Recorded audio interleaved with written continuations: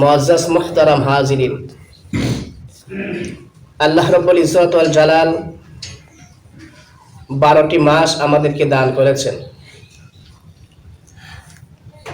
12টি মাসের মধ্যে আল্লাহ তাআলা সবচাইতে শ্রেষ্ঠত্ব দান করেছেন পবিত্র রমজান মাসকে। তো রমজান আমাদের খুব সামনে। আজকে হলো পবিত্র রজব মাসের 3 তারিখ এবং পবিত্র রজবের প্রথম জুমা।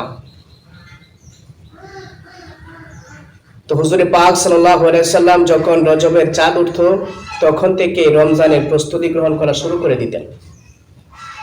যখন থেকে রজবের চাঁদ উঠতো তখন থেকে রমজানের প্রস্তুতি রাসূল পাক সাল্লাল্লাহু আলাইহি সাল্লাম কি করতেন? শুরু করতেন। অতএব আমাদেরও রমজানের প্রস্তুতি গ্রহণ করার দরকার আছে না নাই?